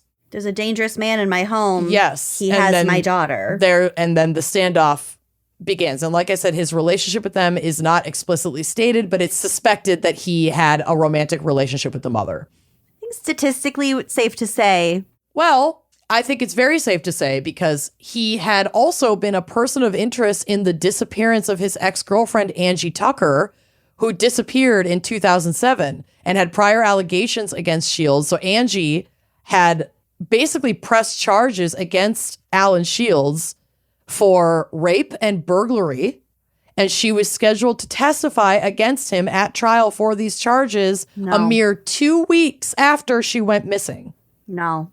And Angie Tucker is still missing to this day, and there is a NamUs entry for her that I've listed in my sources. So please take a look at it and circulate it in your communities. But yeah, Angie has been missing since 2007. Well, and I don't know what happened there. I know. I don't even want to entertain that possibility, but it just seems very unlikely that she is still alive. Oh my God. Considering the circumstances of her disappearance. These are very serious, violent accusations and charges that were being brought against him. And it's very rare that sexual assault charges, rape charges even make it to trial. And she made it that far. So she must have had plenty of evidence against him. Mm-hmm. And she disappeared 2 weeks before she was going to trial against her ex. Jesus Christ. And this is the same man who now with a different woman had the police called on him where they found the homicide kit. And now he comes back into their house, holds her daughter hostage, releases her, and then by the end of the standoff, he took his own life. He shot himself. I saw a TikTok the other day. I'm sorry, that's a weird segue, but I saw a TikTok the other day, and this girl was like, "So I'm a barista, and last Saturday, a man, and this is what he did." Mm-hmm. It's like that is so. Yeah. Anytime a man enters the scenario, it's not great. My hackles are up. My coat is raised. Yes. No. So after the 11-year-old girl was released, gunshots were heard from within the home, and then he wasn't responding. So, police were able to enter the home, and they found Shields dead inside from an apparent self-inflicted gunshot wound. That only sucks because he's not going to see any justice. Right. Well, and not testify. Not only is he not going to see justice for his violent behavior, his victims' families, both in Angie's case and now this woman and her child, but he was also part of a murder for hire plot And he won't be able, and his missing ex. And that's what I'm saying. And he was out because he had information to testify with, and now he's not able to testify. So things just got really messy and chaotic and out of hand in that situation really quickly. And it revealed that this is a person who was hired by whoever's at the top, who clearly had, some history of violence. And, they felt that this was the right person to talk to about finding a hitman, which I guess proved to be true because he did. Yep. And now Neil Sweeney is dead. Great. So, police also noted that Shield's suicide might give unsolved cases new hope because witnesses had previously been afraid to talk to detectives investigating them, fearing retaliation from Shields. Okay. So, a little bit of a silver lining. Hopefully that panned out. Yeah, I don't really necessarily take it in as a silver lining and more as like a punctuation note on the reality that this was a pretty dangerous individual and like was known to be dangerous. Yeah. And then that gives me pause about why the state felt it was in the best interest of community safety to have him released pending Basically trial. Double bonded. Take the plea deal. Double bonded, one of which was for a violent crime. Sure. So, I feel like there had to have been an option for him to take the plea deal, but still have to be held pending trial. And then he could be sentenced and then they can deal with whatever. But like, I don't know. He was clearly, he didn't show up to court. He was clearly freaking out about testifying. All of this goes down. I just feel like a lot of other lives were put in danger because of that decision. And that's not me saying whether or not it was the right decision. The justice system is messy. We can hope that lessons were learned exactly. this because that was... And thank God that mother and child were not, harmed, quote unquote, were not killed. But there was a history of violence with this woman. So he was allowed to be home to re-victimize her in his, moment of desperation. And that's just, that's unacceptable. Mm-hmm. It's unacceptable. And we know that our society does not take violence against women seriously. And these are Black women who are pressing these charges or filing these complaints or filing these claims. And they're much more often disregarded by the justice system. He went straight back and to he her went and right her back daughter. to her, like to her home to victimize her and her child. It just fucking breaks my heart. It's heartbreaking. So at this point, we already have known this, but I just held on to it for a dramatic effect. But the true motive behind Neil Sweeney's murder became clear with the testimony and confession of Muhammad Aziz, the 57-year-old at that time guy who was arrested as part of this conspiracy. But so he wasn't the guy who did the killing. No, he was not. He was not. That's the young kid, Bethel. He was like 22 when he did it. Okay. So, but Muhammad had been arrested with all of those other dudes that I listed, like Fred and Alan and all these people that they had identified as persons of interest in connection to the conspiracy. Could have had a motive to have this dude killed. Correct. So January 30th, 2012, Muhammad Aziz, by 2012, he was 59 years old. He pleaded guilty to one count of soliciting the murder of Neil Sweeney. As part of a plea agreement, prosecutors agreed to dismiss charges of first-degree murder and conspiracy to commit murder against him, which I think is ridiculous. Yeah. The prosecution recommended a 35-year prison sentence for Aziz on the soliciting count. The soliciting count was the only thing that he actually went to trial for. And That's the whole thing. I know. Aziz, okay, so you're probably wondering why the fuck? Yeah, why the fuck? Now we'll know. So Aziz owned 3 stores that sold gas that was acquired from Neil Sweeney's company. And so he owned a few gas stations. He did. And so the motive stemmed from a business dispute wherein Sweeney had stopped selling gas to Aziz because Aziz wasn't paying for the gas that he was ordering. There were many missed payments to the point where Sweeney and the business, it's not Sweeney the individual, it's the company filed a lawsuit against Aziz for outstanding payments. It's gas. On he probably products owed that a he bunch of received money. and sold at his gas stations. Okay. That's what happens when you don't pay. Jesus. So at the end of the day, this whole event and the chain reaction of events in its wake is so fucking senseless. It's over unpaid bills, over money that he didn't want to pay. So he hired someone through some violent channels, it would appear, to murder this man in cold blood in his office. How illogical is that? As if that was going to make your invoices go away, Right? too. Like, what the fuck did you think was going to happen? It's not Sweeney, the person who is suing you. It's the No. business. It makes so it's so stupid. stupid. And then that just pisses me off even more because it's like, it's so senseless because That even the might be the worst part of this whole story. even the how quote unquote solution fucking you're dumb floating this is. here is not gonna go, even if you got away with it. That's not how that works. That's not how this works. No, you'd still end up in some sort of claims court. Yep. So Aziz enlisted the assistance of Alan Shields to find someone willing to carry out the murder, and that was how Tarek O'Bethel got wrapped up in all of this. Okay. During Tarek O'Bethel's trial on August 23rd, 2012, Muhammad Aziz testified, confirming he had confessed to hiring him for the killing, but he stated, quote, because I'm guilty, when he was asked why he admitted to hiring the murderer. So at least he sang. Yeah, makes it easy. Yeah, I mean, at least he did talk at trial. So, I mean, again, not a silver lining. It's just like, don't drag this out for this family and for the justice needed to be served here. You already know. You're done. You're done. He revealed that he paid $11,100 for the murder.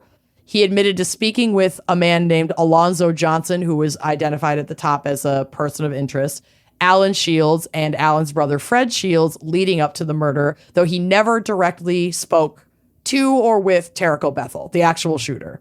That's kind of the point of a contract killing. It is. It is. Alan Shields' testimony, which had already been documented, like they had his, testimony before trial that they were anticipating him then reiterating at trial for the record, but now he's dead. So they just were able to submit essentially his police interview testimony in court. It was just read in court after his death. And that testimony corroborated that Aziz had asked him to find someone to kill Sweetie. A woman named Donna Coleman, who was an employee of Aziz, testified that she had heard Aziz repeatedly express his desire for Sweeney to be dead.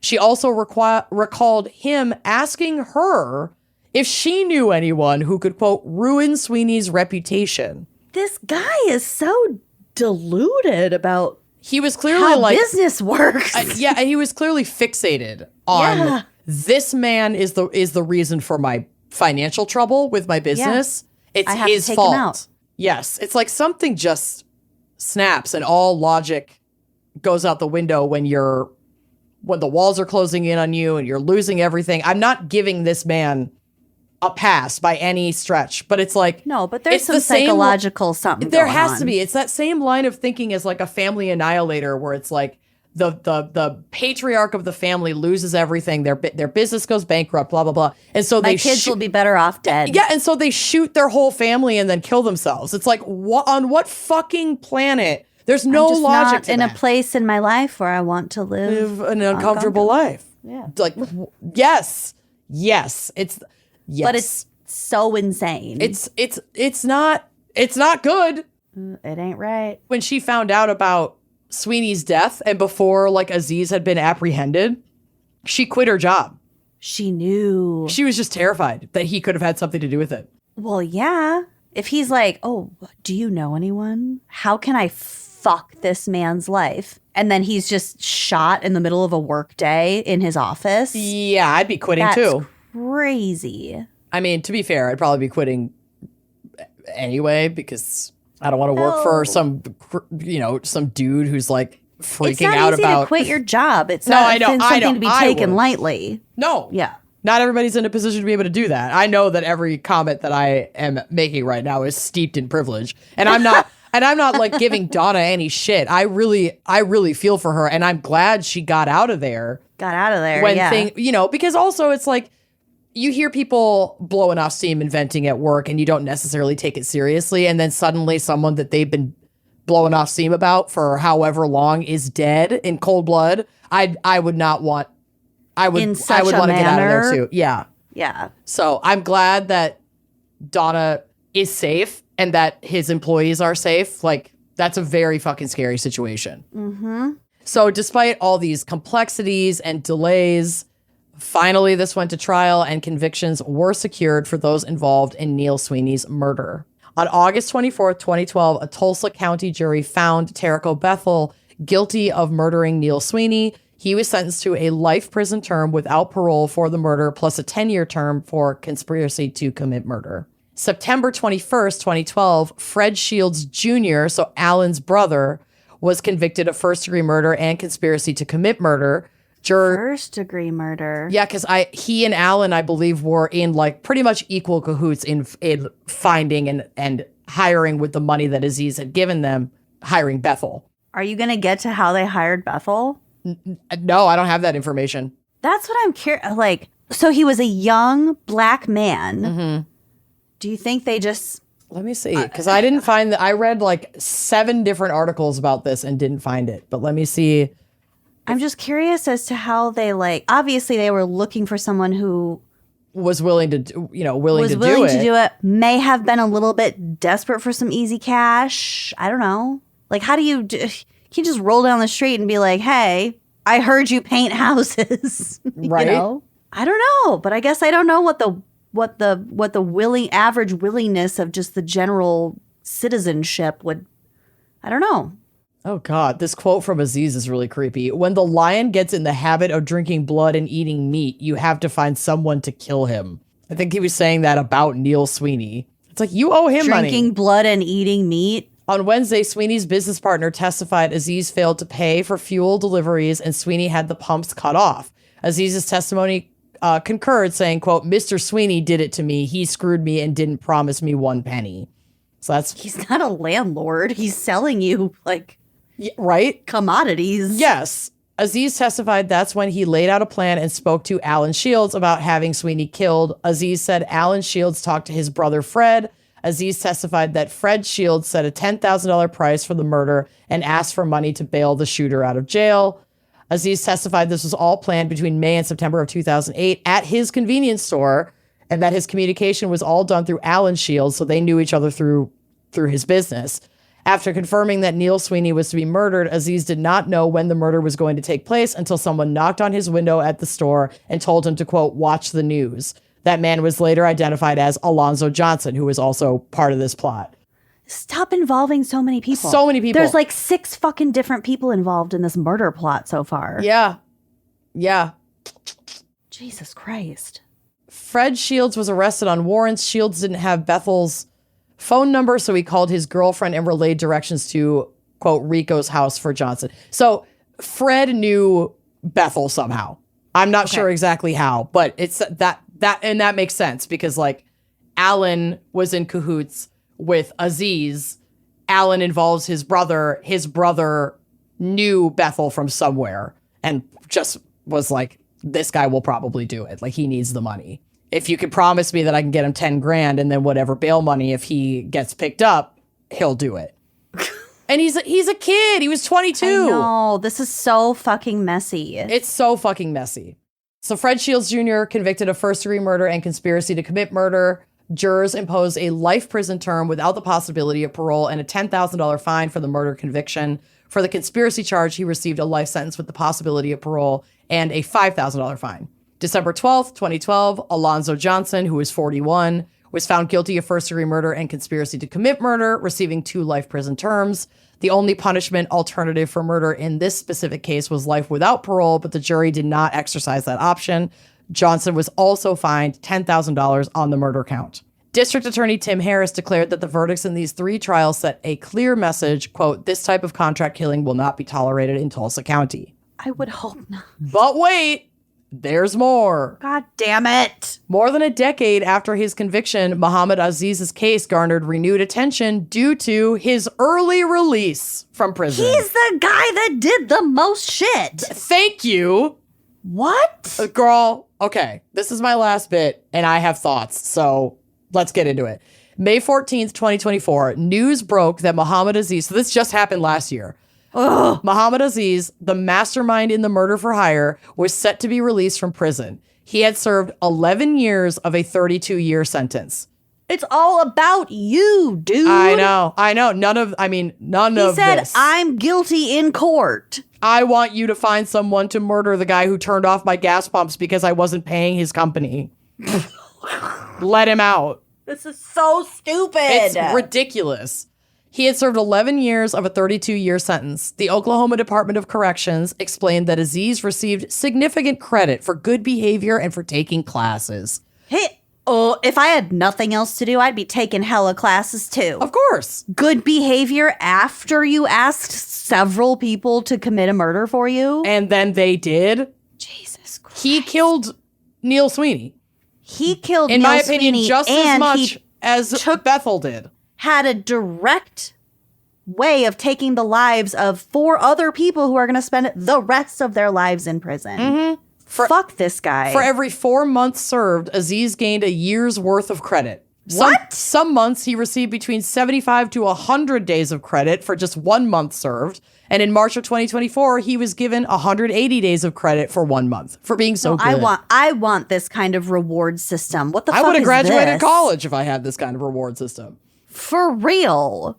Sheriff Vic Regalado expressed anger and disappointment over Aziz's early release, stating that Aziz, quote, hasn't shown any regret, any sorrow.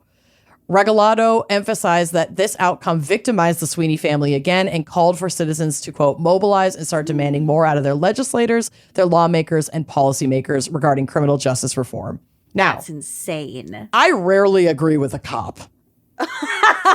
Well, one said cop is yelling for prison reform. I don't know if that's even what he's yelling for. I rarely agree with a cop, and I don't even know if we necessarily agree for all of the same reasons, but this early release seems incredibly unjust. This is the man who plotted this entire senseless murder, and then the basically kid who got wrapped up in it and paid to pull the trigger had wildly different outcomes, even if you're just looking at those two and not the other conspirators. Yep. And it just, like, it doesn't sit right with me. And again, I'm not giving anyone involved in this a pass. I'm not saying that everybody should be released. I'm saying I don't think he should have been released. And I also recognize that justice can be messy and super subjective in what it looks like to each individual. But, like, the discrepancies and how justice is being carried out in this particular case is giving me major pause. And maybe that's because I see being the instigator, the mastermind, the lead conspirator, The reason why any of this happened. the motive, the connections, everything, ultimately the driving force behind a murder for hire of a guy who just turned off the gas pumps because you weren't paying for gas, because that's what the company does. It's not personal. It's business. It's not personal. Oh, Not God, personal. I forgot about that. Yuck. Hate it. Ugh. It's just like, I think that those two people, Aziz is just as responsible as whoever pulls the trigger, if not more so, because the trigger was only pulled because of Absolutely. him. Dude. And I know that people might not see it that way, and that's fine. Y'all are entitled to your own opinion, but that really, I can't imagine what Sweeney's family must have experienced when they got that announcement that he was going to be out. It just sucks. It's fucked up. You also have that distance between the person whose fault all of this is and Yep. the person who actually does the dirty work. Yeah, who actually pulled the trigger. And, you know, in my mind, it's money and distance. That's it. Then Yeah. they think they can sleep. They can sleep at night. at the end of the day, Aziz is the one with the motive.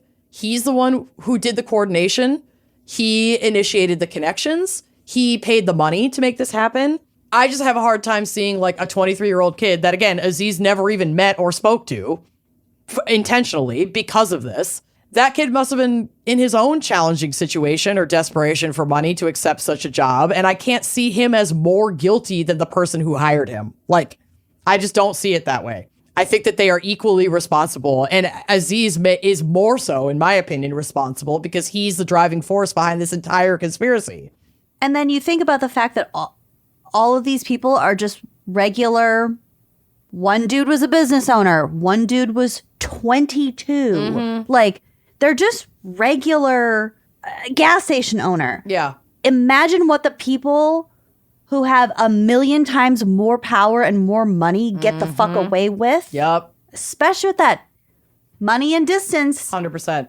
I have And nothing to do with this. and, I you will know, never be caught for this. the pretty, for lack of a better word, like easy work of exploiting people that need money. Because like I said earlier, like, people don't just like wake up one day and go, yeah, I could shoot someone for a few $1,000s. Like, I have to imagine it takes ongoing shitty circumstances to be moved to that extreme, to accept a job like that. I think people inherently are not inclined to be that cold. No. You don't So have I just some feel sort like of synaptical, whatever. But right. And that's what I mean when it's like there are different levels of people that are willing to engage in murder for hire work. And people like Bethel, in my opinion, those are preventable crimes, like many crimes that we discuss on this show, where like with community resources and support so that he didn't need to accept that, $10,000 that was offered. there was a different way out. There was a different way, So like this could have been prevented, I think, in different ways. But like at the end of the day, in my opinion, Aziz is primarily responsible. And I'm not cool with Alan or his behavior, but he's not even in the picture anymore. And I really, really hope that there is some justice and that we find his ex-girlfriend, Angie. Because like Aziz clearly had a connection to someone with, a Violent spotted background. criminal past, a violent history, who he was like, okay, you're the guy. You're capable of finding somebody who can get this job done. And he did, through this network of people that was only assembled by Aziz for the purpose of taking out somebody that Aziz had business beef with. It's just, it's nuts. And they didn't even ask, presumably, didn't even ask or care, why. Oh, did this man, assault a child? Or, it's like, oh, you want him dead for a couple of grand? Yeah, I'll help you out. I think there just comes a point in people's circumstances where the reason is not as compelling as the potential financial gain. My heart breaks for anybody who is backed into a corner where that level of desperation is even conceivable. And that doesn't make it okay. That does not mean that you are absolved of your responsibility for. No, because you for could doing also use that as an excuse to carry out some sort of emotional, psychological need on your behalf. Exactly. Which would also merit some examination. Right. But yeah, so I just wanted to finish this out by saying that the death of Neil Sweeney was a profound loss. For everything I read about him, he sounds like a lovely man. He was more than just a businessman. He was a beloved father. He was described as a pillar of the community and a well-respected man with many accomplishments in his too short life. He played wingback for Tulsa University in 1965 and 66, ranking third nationally, this is football, as a pass receiver in his junior year. He was also a 6th-round pick in the NFL draft, playing a season for the Denver Broncos in 1967. And was inducted into the TU's Athletic Hall of Fame in 1996. He had a lot of, accomplishments, and he lived a pretty incredible life. And it was cut short because somebody was pissed that they owed him money. Hi, June. Oh my God. I'm sorry she came home. Oh, she's so cute, though. It's okay. My case is over. Okay. Is it your turn now, Junie? Dad. Yeah, it is. Say hi. Junie, can you say cheers? Cheers. God, okay. Can we end on a positive note? Yes, of course we can. But our hearts really do go out to the Sweeney family. This is a terrible, terrible, terrible tragedy. That is. Yeah, it's a worm. That's a worm. It's a terrible tragedy. It's a terrible tragedy, June. Well, thank you to Clara for your fan pick and your episode idea because, again, I am shocked that we haven't already covered this. And yeah, maybe there's much to be said about the distance in time when it relates to the sense of tragedy of certain situations. Because, like, all my shit was, like, thousands of murders, but it was in the 30s. So it was like... Right. This was, like, not that long ago. This was, like, a couple of years ago. So... yeah. Thank you, Clara. Thank you for giving us such an important case to cover. And check out that fucking Greenwood whiskey because check out the Greenwood incredible. whiskey and check out Angie Tucker's NamUs page. Yes. Someone knows something. So Hopefully we can bring Angie home. I know that's like one of the other devastating things about Alan's death is that I am pretty confident he's involved in Angie's disappearance. And I want to believe that other people know something, but with him gone, it's going to be a lot harder to find her. So if anybody is able to mobilize around that and provide some information, please, please, please, please do. Wawa? We want some Wawa. She Okay, wants a sip out of my Junie needs her family. Wawa, and we will see you all next week. Thank you so much for listening. And as always, if you want to listen to this episode ad-free and all of our episodes ad-free, join us on Uncorked. Yes, please. We have a great time over there. Yee. Yeah. Yes, we All right. do. Thank you for listening. We'll see you next week. Bye-bye. Thanks for listening to Wine and Crime. Our cover art is by Danielle Sylvan. Music by Phil Young and Corey Wendell. Editing by Jonathan Camp. Our production manager is Andrea Gardner. For photos, sources, and other resources, head to wineandcrimepodcast.com. You can follow us on all the socials at Wine and Crime Pod. If you'd like to show your support and get access to all sorts of wine-fueled bonus content, check out our premium channel at wineandcrimepodcast.com/uncorked. Cheers!